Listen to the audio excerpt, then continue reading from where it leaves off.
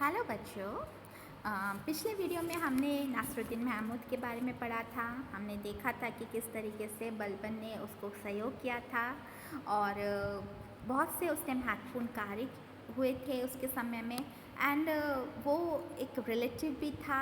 बलबन ने अपनी बेटी की शादी नासरुद्दीन महमूद से की थी और अब जाके जब उसकी मृत्यु हो जाती है, मृत्यु कब होती नासरुद्दीन महमूद की?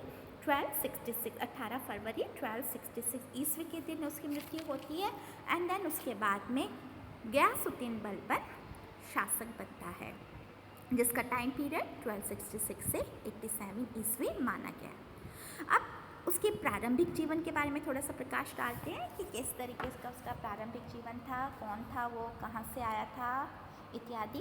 तथाकथित दास वंश के इस विख्यात सुल्तान के प्रारंभिक जीवन के बारे में विस्तृत जानकारी नहीं मिल पाई। उसका जन्म तुर्किस्तान में इल्बारी जाति के एक सरदार के यहाँ हुआ था। उसका पिता 10,000 परिवारों का खान था, परंतु किशोरावस्था में वह मंगोलों के हाथों में पड़ गया और उन्होंने एक दास के रूप में उसे बगदाद के ख्वाजा जमालुद्दीन बसरी को बेच दिया। 1232 ईस्वी में ख्वाजा दिल्ली आया और इल्तुतमिश ने बलबन को खरीद लिया। अपनी योग्यता और स्वामी भक्ति से बलबन ने इल्तुतमिश का ध्यान आकर्षित कर लिया। इल्तुतमिश ने उसे खास बरदार मीन्स व्यक्तिगत अनुचर नियुक्त किया और बाद में उसे चालीसा गुट में सम्मिलित कर लिया गया। रज़िया के शासनकाल में उसे अमीर शिकार नियुक्त किया गया। रज़िया को पदच्युत करने के लिए जो षड्यंत्र रचा गया उसमें बलबन ने भी महत्वपूर्ण भूमिका अदा की। अतः बहराम शाह ने उसे रेवाड़ी और हाँसी की जागीर देकर पुरस्कृत किया। 1245 ईस्वी में मंगोल आक्रमण के विरुद्ध उसने शाही सेना का शानदार संचालन किया और मंगोल बिना लड़े ही भाग गए। सुल्तान मसूद शाह को पदच्युत करके नासिरुद्दीन को सुल्तान बनाने की योजना उसी ने तैयार की थी। अतः नासिरुद्दीन के शासनकाल में वह उन्नति के शिखर पर पहुंच गया और उसकी मृत्यु के बाद वह गयासुद्दीन की उपाधि के साथ दिल्ली के सिंहासन पर बैठा। बलबन की समस्या ये ठीक है, जब बलबन सुल्तान बना तो किसी ने उसका विरोध नहीं किया, परंतु सुल्तान पद को बनाए रखना कठिन काम था क्योंकि समूचे देश में विद्रोह का वातावरण फैला हुआ था और ताज की प्रतिष्ठा काफ़ी गिर चुकी थी। यद्यपि लगभग 20 वर्षों तक शासन सत्ता उसी के पास रही थी, फिर भी वह अपनी इच्छानुसार कार्य नहीं कर पाया था। उस पर सुल्तान का अंकुश तथा अन्य तुर्की सरदारों के विरोध का भय भी था। यही कारण है कि सुल्तान बनते ही उसे अनेक प्रकार की समस्याओं को हल करने की तरफ ध्यान देना पड़ा। उसकी मुख्य समस्याएं निम्नलिखित थी। उसकी सर्वप्रथम समस्या सल्तनत का लड़खड़ाता हुआ आर्थिक ढांचा था। इल्तुतमिश की मृत्यु के बाद बार बार होने वाले विद्रोह तथा सुल्तानों के पतन से राज्य की आर्थिक स्थिति बिगड़ चुकी थी। राजकोष रिक्त पड़ा था क्योंकि यहाँ एक तरफ सैनिक व्यय बढ़ता जा रहा था, वहीं दूसरी तरफ प्रांतीय हाकिमों ने स्वेच्छा से वार्षिक राजस्व भेजना बंद कर दिया था। इल्तुतमिश के कई उत्तराधिकारियों ने भोग विलास पर काफ़ी धन व्यय कर दिया था। बढ़ने लिखता है कि राज के कोष खाली हो गया था, शाही दरबार में धन तथा घोड़ों का अभाव हो गया था।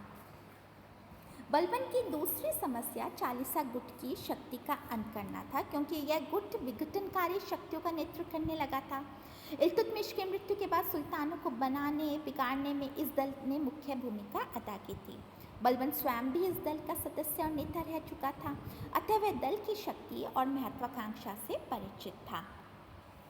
इसलिए नायब के पद पर कार्य करते हुए उसने दल के अनेक सदस्यों का सफाया कर दिया था और कुछ अपनी मौत मर गए थे।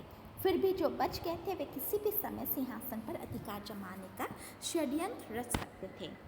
तीसरी समस्या मेवातियों और दोआब के राजपूत भूमिपतियों की लूटमार को रोकने की थी क्योंकि उनकी गतिविधियों से चारों तरफ आतंक व्याप्त हो गया था।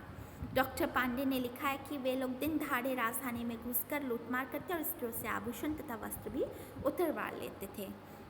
उनके धावे सल्तनत के लिए गंभीर चुनौती थी। चौथी समस्या राजपूताना बुंदेलखंड बघेलखंड आदि में राजपूत शक्ति के पुनरुत्थान की थी। सल्तनत की सुरक्षा के लिए राजपूतों की आक्रमणकारी शक्ति को नष्ट करना अति आवश्यक हो गया।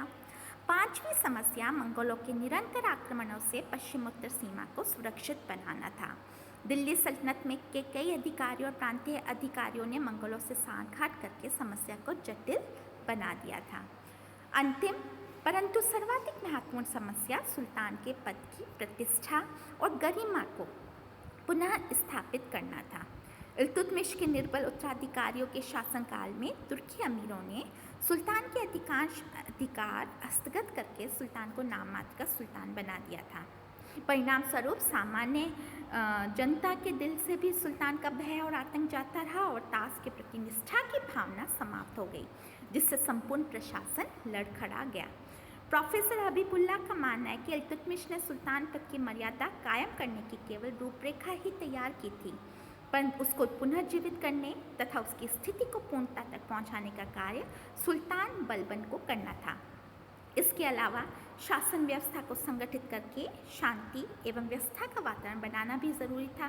इस ध्येय की प्राप्ति के लिए उसने साम्राज्यवादी नीति को त्याग कर मौजूदा साम्राज्य को सुसंगठित करने का प्रयास किया। आगे हम देखते हैं बलबन का राजत्व का सिद्धांत नेक्स्ट वीडियो।